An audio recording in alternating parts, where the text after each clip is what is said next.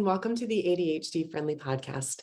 I'm Patty Blinderman. I'm an ADHD coach, and my passion is finding ADHD friendly ways to create more ease in my life. And I bring those different resources and tips and tools here and share them with you in the hopes to do the same in your life. Today, I'm going to be hitting on a really big topic of perfectionism and sharing some tips on being an imperfectionist. I'm going to try to get through this episode, which is episode 79, without stopping. So I'm going to kind of just embrace the imperfectionism and the mistakes, the pauses, the whatever may come. And I'm just challenging, I'm saying that at the beginning, I'm challenging myself to do this. And it feels uncomfortable, but what better episode is there than one focused on the challenges of perfectionism? So I'm going to start with a celebration like I always do.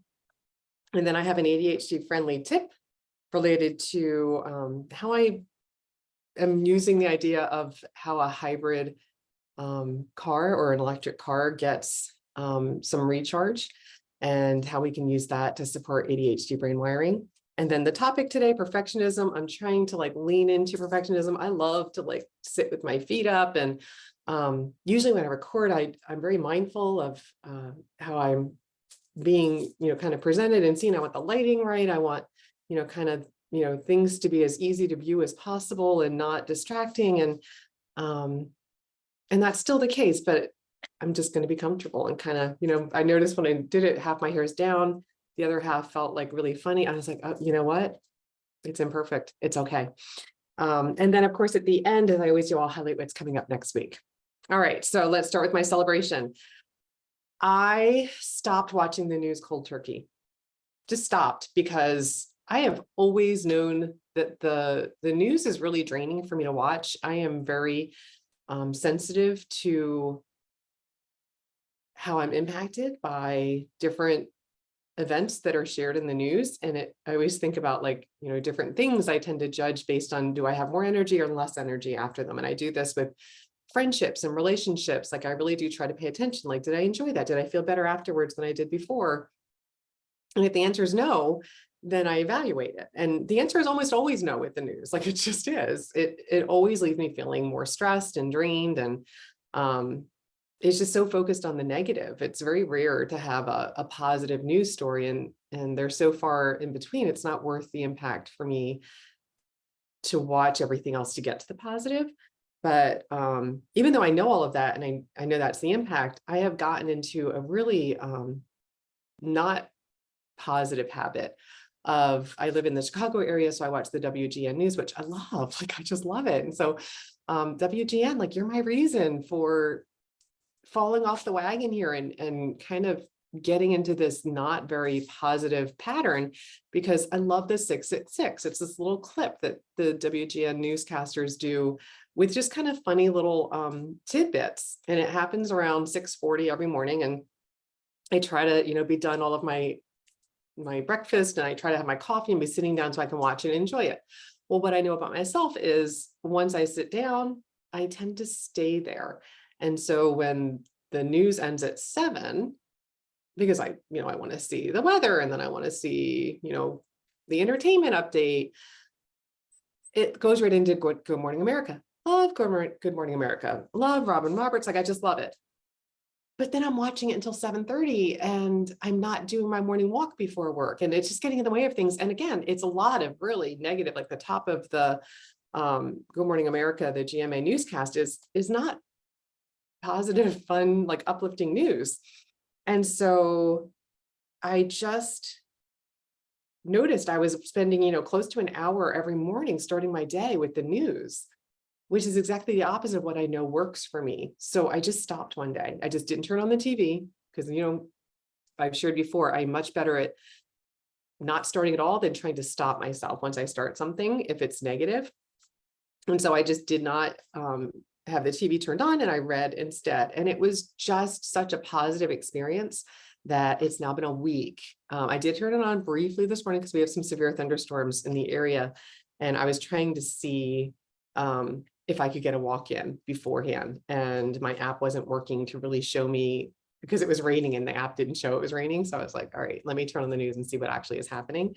But then I turned it off. But except for that, I have not watched the news at all in a week. And I'm not saying I'll never watch the news again, but I am trying to just be mindful of how much better it's working for me, how much more energy I have in my day, how it's actually helping me to sleep better at night because I don't have these kind of negative stories and thoughts and stressful kind of experience still swirling in my brain from the morning news. So I get my news now. I subscribe to Apple Plus News about 2 months ago, and I noticed that was the other thing I noticed that helped me to do it is a lot of the things that I see in the news I've already read. I already saw the headline. I don't need all the details. I don't need to see the images. I'm very visual, so seeing the images is actually very jarring and not helpful.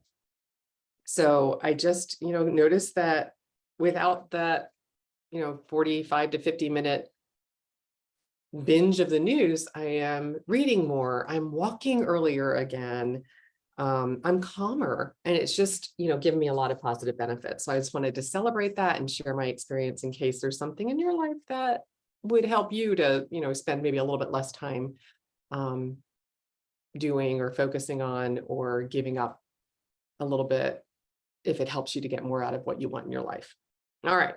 Next up, my ADHD friendly tip. This week it's a tip, and I'm calling this using the regenerative braking is what it's called in the hybrid and electric vehicle technology.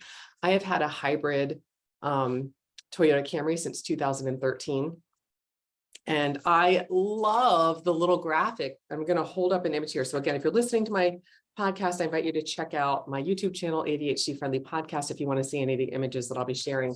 But the idea that shows the tires, and so the braking literally charges the engine, which charges the battery. And there's a little image that comes up whenever I brake that shows that it's charging. And from the first day I got my car, found that fascinating, that just the act of braking could recharge the battery. I just loved it so much. And when I think about, images that help me to understand things, but then also how to translate that into, well, is there a way I can take the idea of using brakes to create energy and use it to support my ADHD brain wiring?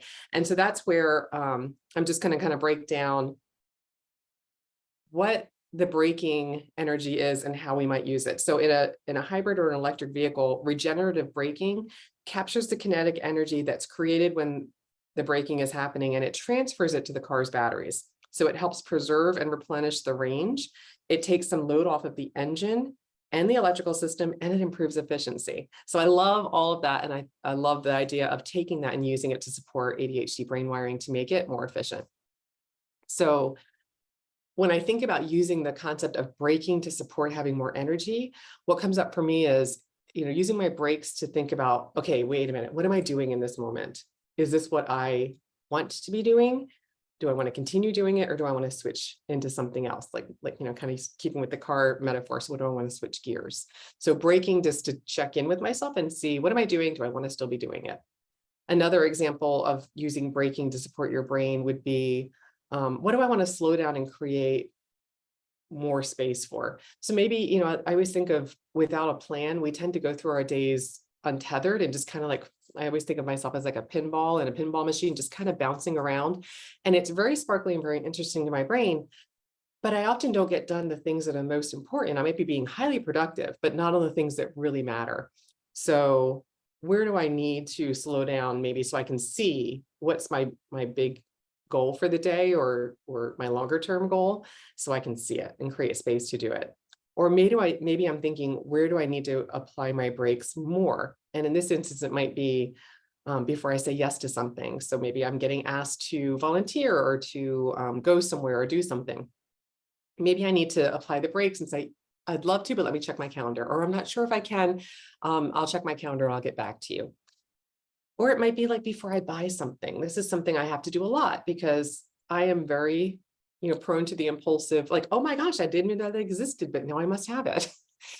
Do I really need it? Is it really essential? So I love to kind of like put it in my virtual like shopping cart and leave it there. Or in Amazon, like I'll put it like, to a list, or I'll save it for later so I can see it and remember if it is important, but not buy it and end up with more stuff that I really don't need, that just felt like I did in the moment. So using my breaks there can really help me to, pause before I'm jumping in and committing to something. So I love, again, the idea of using that hybrid regenerative braking idea and bringing it into using regenerative braking for our ADHD brains to preserve our energy and our resources, because we're not spending as much, we're not committing and overcommitting our time, maybe taking off some of the load on my brain, because I'm noticing, like in my example of my celebration, I'm noticing how much the news drains me. So, kind of breaking and saying, okay, what would I do with this time if I wasn't watching the news, and, kind of adjusting there and noticing how much it's improved my energy and my efficiency. So I just wanted to share that tip and the sparkly way of using a hybrid battery to support the idea of regenerative braking to support your ADHD brain. All right. On to the topic of the day, perfectionism. I breathe because it's a heavy topic for me. It's something I struggle with all the time, and it's a huge topic. So I shared before in my mini habits episode, which was episode 18, based on the work of Stephen Guise. Well, Stephen also wrote a book called How to Be an Imperfectionist. The subtitle, The New Way to Self-Acceptance, Fearless Living, and Freedom from Perfectionism. Again, it's a small book. I love, how easy it is to read. This is another book that I both read and listened to help myself stay connected to the content. And I'm going to be sharing a lot of Stephen's ideas in, not only what it is and what it looks like and how it shows up, but what we can do to disrupt that perfectionistic tendency. But I'm going to begin with actually a report that was done by J.D. Kelly. He's an MD from the University of Pennsylvania, Perelman School of Medicine. And he wrote an article called Perfectionism, the Foe of Happiness. That caught my attention as soon as I saw it.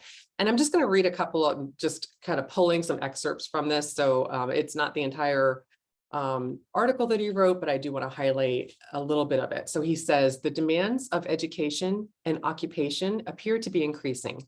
Performance standards in any given area are becoming more competitive.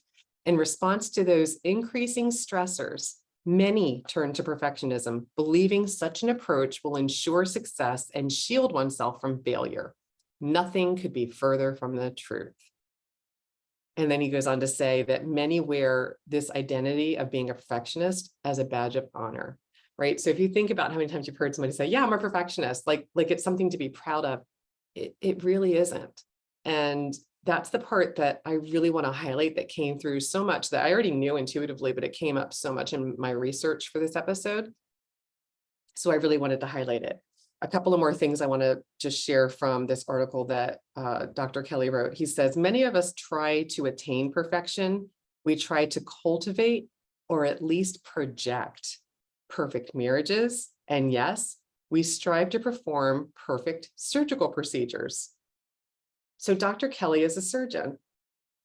I'm not going to read like a lot of the description, but it never occurred to me that a surgeon, he's an orthopedic surgeon, could suffer from perfectionism. But he talks about how if a surgery is too challenging, it might get pushed off on the schedule, because they're not, perfectionists, want to do it perfectly. So it might be too much. So they're, putting something that's more challenging further in the schedule. And if it's too routine, they're pushing that off to other surgeons to take care of.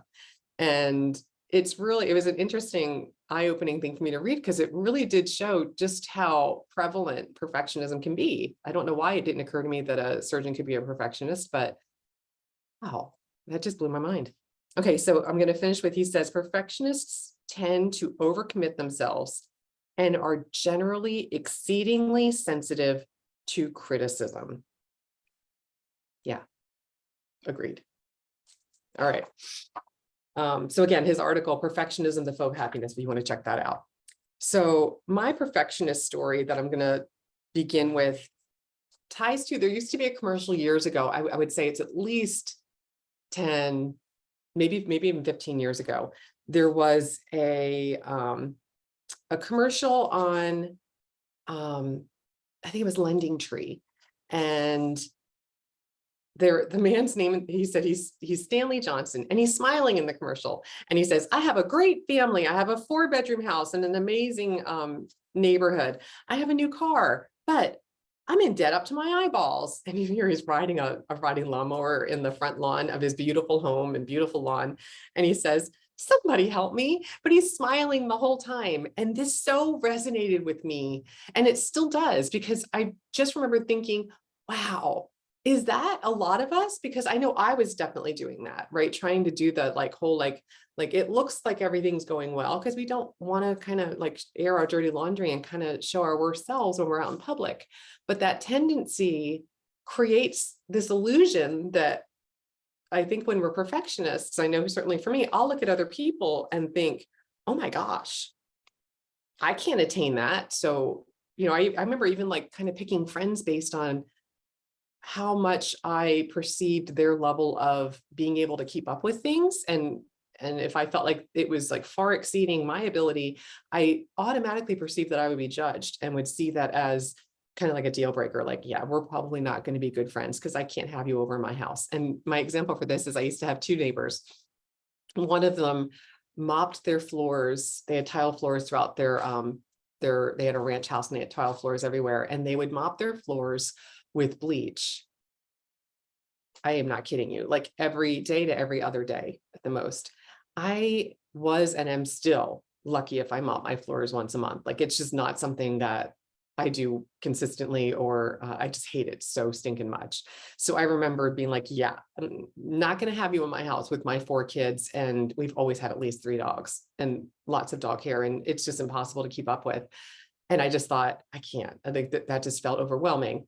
And then I had another neighbor who I remember I went over once to get my kids. They were over there playing, and she was like, oh yeah, come on in, Patty. And she had a screen door. She's called to me. She was upstairs. She's like, they're up here playing in the game room. Come on up.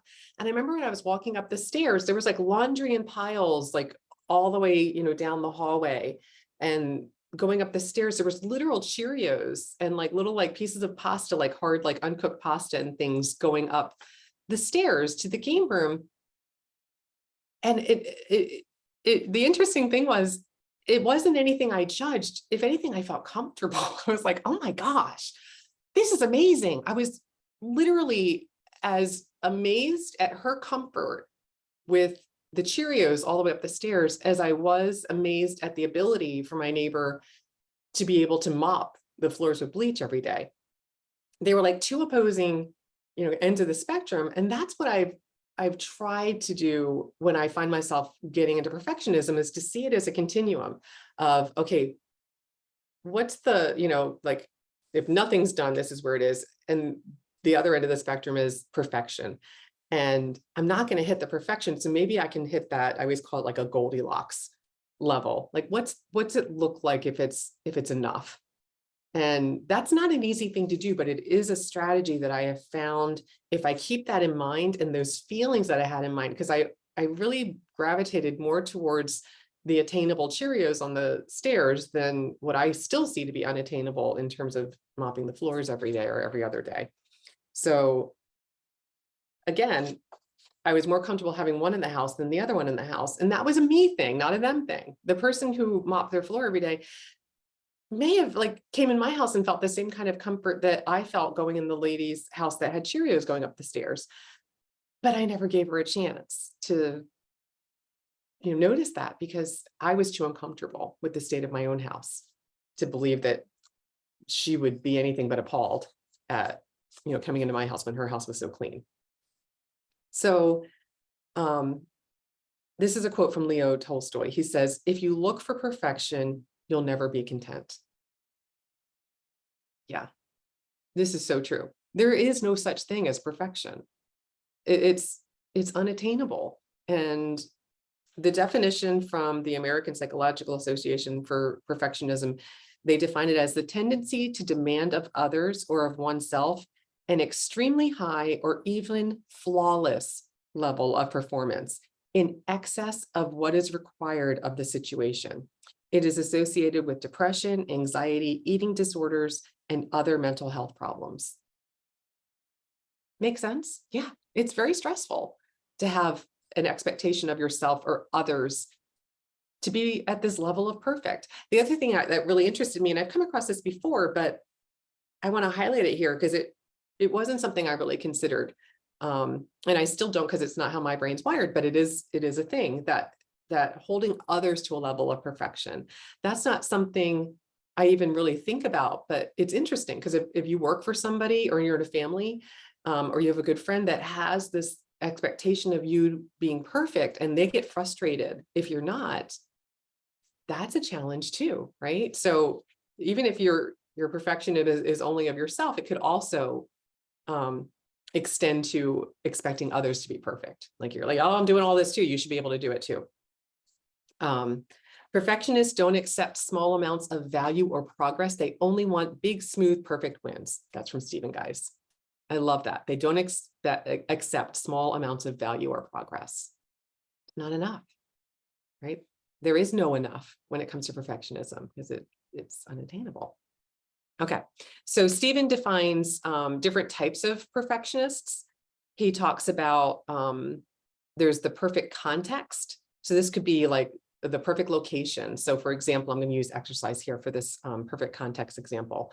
Maybe you only are willing to exercise at the gym, or the perfect time of day, like only before work or only on weekdays or only after 4 p.m. Like there's like a perfect time. And if you can't hit it, that's it. Oh, well, the window's shut. Or perfect resources. So maybe you're not working out because you don't have the perfect equipment. It's like, well, I can't get to the gym and I don't have that perfect equipment here or whatever. And then he talks about there being perfect quantity. So let's say if I have like a goal to walk 30 minutes and I don't have 30 minutes in my day, well, then it's not going to happen. It could also be like a perfect goal size. So for example, I'm going to lose 50 pounds and nothing until I hit 50 pounds is worth recognizing. Or I'm going to run a marathon. I'm going to go from 0 to marathon. And, it's not an achievement until I finish it. And then also perfect quality. So perfect quality is kind of like, I think of that as like straight A's. It's like all A's or nothing. Nothing else is acceptable. Or don't start if it can't be the perfect quality. So if you have a plan, you're going to write something and it's like, well, it's not going to be perfect, so I'm not going to do it. I can't do it perfectly, so I'm not even going to start. I'm guilty of that when it comes to cleaning. I'm like, okay, I can't have the perfectly clean floors. Or if I go to vacuum and I know there's stains on the rug, I'm like, it's going to look the same. Yeah, the dirt's going to be picked up, but it's not very motivating if I know it's not going to look like brand new. And that's an interesting concept as I'm saying it, because that definitely gets in my way. So for me, like, even like when you think about the time of day, my example here is if I love road trips, I love nice long road trips, but I'm a little fixated on the time I leave. So if I plan to leave at a specific time and I've calculated in, okay, well, then we'll stop this many times. And that will have us there at, we've always had to drive up and down the East Coast the whole time I've had kids. So let's say I'm like, we're going to leave at 5 a.m. And if it's 5:01 a.m. when I pull out of the driveway, it's like a fail. That's it. It's like literally drained my energy. It takes me a long time to get over it for the rest of the trip. And that might sound ridiculous, but I'm being really sincere. Like if I get in at 4:59, it's like a huge win and I've got energy and I'm just like, yes, yes, yes. But if anything throws me off track, it's just so hard to handle, especially that starting point. I'm really tied to the starting point. If I decide a specific time, I need to be on the road at that time. And that's always been a challenge for me. And I recognize that's a form of my perfectionism. So I want to share, this is again, a huge, huge topic. Perfectionism is a really impactful, negatively impactful cognitive distortion. It's all about, our thoughts and the way that our self-talk is geared towards holding us to this unattainable level that is not achievable. And so I want to share some strategies. And Stephen has so many strategies in his book, again, how to be an imperfectionist, but I'm just going to highlight a few here in the essence of time. So the thing that he highlights first is that perfectionists often choose inaction. And that's the worst choice. It keeps us stuck, right? We're still like, I need to do more research, or I'm still thinking about it, or there's just so many options. I don't know what to choose. And again, remember with ADHD brain wiring, our executive functions are impacted. So that ability to prioritize or plan our path is really, really difficult. And task initiation, again, really hard. So if we have all these different choices, more choices isn't good. More information probably isn't necessarily going to move us forward. So finding that perfect path is difficult because there is no perfect, but keeping the path flexible is a way to begin. So it's like, well, I'm going to start here. I may not keep it, but at least it's a way to begin instead of, well, I don't know, let me keep searching because I'm not sure if this is the right one. It's that analysis paralysis. So he says to care less about results and care more about putting in the work, care less about what other people think and care more about what you want to be and what you want to do, care less about failure and care more about success, care less about doing it right and more about doing it at all. That's that all or nothing thinking, right? Care less about timing and more about the task. That would help me when I'm trying to get off on a road trip. Not about the timing, it's more about the journey. He also says, decide what's enough. And he talks about it in terms of action. So my exercise example, if I don't have 30 minutes, maybe 2 minutes is enough. I could do more, maybe I could do 5 minutes, but if I just decide 2 minutes a day is enough, that ties back to that mini habit. It's small enough that I can do it. I can always do more, but I can check the box if I do 2 minutes. So that gets me out of my head and into action. Maybe if you have too much stuff, decide what enough is. Maybe if you have like piles and piles of books, maybe one shelf on your bookshelf filled with your favorite books is enough, and the others can go to your local library or, donate them or, to somebody else, resell them at your local book resale place. Or maybe saying yes to one thing, one commitment a week is enough. Decide what enough is, so then you can navigate from that. I shared in, I'll have to ask Becca to put up the episode number. When I talked about planning an ADHD friendly birthday party, I shared how I limited my kids to how many birthday parties they were allowed to say yes to. Because I have 4 kids and I knew my limit. If I was spending every weekend running around to 2 or 3 birthday parties, which easily can happen when you've got, birthday party invites coming home for 4 different kids and all of their friends and classmates, it's like, oh my gosh, I just knew I didn't have the capacity to keep up with that. So I limited how many birthday parties they were allowed to say yes to every year. And it just helped them to prioritize, is this the friend that you really want to, be able to say yes to, because you don't want to use up. And this didn't count family birthday parties or like the neighbors. I'm talking about like school birthday party invitations. But anyway, I'll ask Becca. See, there's my little went down that road. Sorry, I'm bringing it back. I'll ask Becca to post that episode up there if you want to check that episode out. So that's the tip there. Decide what enough is. The next one is adjust your expectations. So again, when I think back to my example in the beginning, the continuum of mopping the floor every day with bleach, Cheerios on the stairs. What's the just right amount? Adjust your expectations. I am never going to mop the floor every day. It's just not going to happen. But maybe I could do it once a month. That's like maybe attainable. So decide what, your adjustment would be so that you're not aiming so high, or adjust it by saying, you know what? Let's try it and see what happens. And then you can adjust. So again, it gets you into action. So you have, I always, when I'm coaching my clients, I always say, let's get some data, let's experiment and see what happens. And then you can adjust based on what you learn from the experience. I need to do that with mopping the floor. Okay. Next, lower the bar. So again, using mini habits, I talk about this more in depth in episode 18. Make your habits stupid small. And by that, it's like my 2-minute walk. I can walk for 2 minutes. There's no way I can't walk for 2 minutes. I've walked in my house. I've just done laps around the kitchen for 2 minutes to check the box when the weather just was absolutely not conducive to me walking outside. So lower the bar. Another strategy is a wins journal or your success journal. I call mine my expecto patronum journal.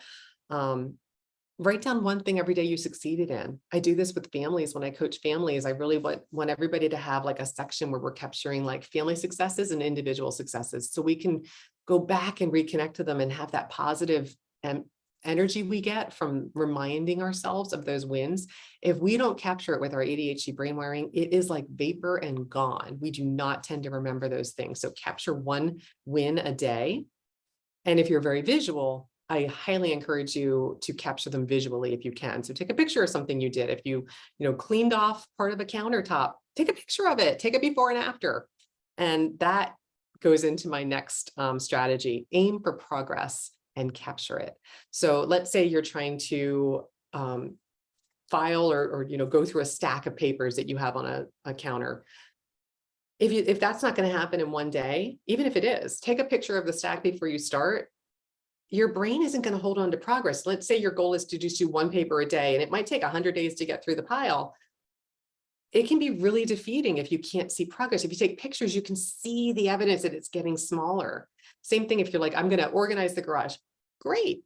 Take a picture of the garage before you start. If you start with one little corner and you take another picture, you'll see almost like a time lapse. You can see each section getting organized, and you can see your progress because you've captured it. So that's one of my favorite tips: aim for progress, but capture it. And then the last is accept that you can't change the past. This is like so huge. This is one of the things that I personally need to do probably as much, or if not more than all of the others. Allowing yourself to begin where you are, not where you wish you were. So for example, I know a lot of us, have goals to exercise, or have goals to save money, or fill the blank, whatever, you've been meaning to do for days, months, years, decades, maybe, but you haven't. Start from where you are. You can't go back and change time. You can't alter the past. You can only start from where you are. But what we tend to do is hold on to the past, and that will stop us from starting. And my example here is like saving money. Oh my gosh, yeah, I remember when my husband quit smoking 25 more years ago. I thought it'd be such a great idea to save the amount that he spent on a pack of cigarettes every day and give it to him on like the 10th anniversary of him not smoking anymore. And I remember I did the math on the 10th anniversary, and I just was so frustrated with myself that I didn't do it. And then when he hit the 20th year and the 25th, I was like, I wish I'd done that. I still wish I'd done that, instead of just being like, okay, let's celebrate that you're still not smoking. And, kind of just how to accept where you are, not where you wish you were, so that you can move forward from where you are. And the same thing with my driving. If it's 5:01, it's 5:01. Let it go. Gotta just, use that the next time I take a road trip, if that happens. So accept that you can't change the past. Begin where you are, not where you wish you were, or wish you could be. And that's all. That's really the main strategies I wanted to highlight. There's lots of them out there. I would love to hear if you have a strategy that's helped you get out of perfectionism. Please post it in the comments in the show, just for other people to benefit. I learned from the comments as well. We all learn from each other. This is definitely an environment I want to foster more and more whenever I can, to really learn from each other. So please share if you have other ideas that have helped you get out of perfectionism. What else helped you? All right, now just a quick recap. I think I'm doing it without having to re-record this. Thank you for hanging in there with me. I started out the top with a celebration that I just stopped cold turkey watching the news, except my one little, checking out the weather this morning. And I'm just going to continue. I'm not guaranteeing I'll never watch it again, but I am going to continue noticing what it gives me to not watch. I really am thinking of it as like found time, and I'm enjoying that. And then I shared my ADHD friendly tip that I took the concept of the regenerative braking with the hybrid and electric vehicles, how they use that braking to recharge the battery, and brought it to ADHD brain wiring in terms of what can we get from braking. If we slow things down, if we hit the brakes before we commit to things, how can that charge our batteries? Because we're not depleting our resources as quickly when we hit the brakes a little bit. So we're not impulsively doing things before we have a chance to decide if we really want to do that thing. And then my topic today was perfectionism, or how to be an imperfectionist. And we talked about just how disruptive and toxic it is to be a perfectionist. And I shared some strategies to lean into your imperfectionism, to explore ways to break out of it, And if you have some other strategies that work for you, please do share them with us. Next week is a special 10 episode. If you haven't heard before, every 10th episode, I highlight a ADHD friendly owner's manual tool and help you get started. Next week, I'm going to be sharing 10 questions to consider when you're starting your owner's manual. But for now, that's it for this episode of ADHD Friendly. As always, please take what works for you and leave whatever doesn't behind. If you like this episode, please share it. And if you haven't already subscribed, I am so appreciative of each and every person that's taken the time to subscribe. And I hope that you continue to find something valuable in each episode. And if you haven't started your owner's manual yet, I invite you to check out my website, ADHD Friendly. I have lots of tools and resources on there to support you to get started. Until next time, tally ho.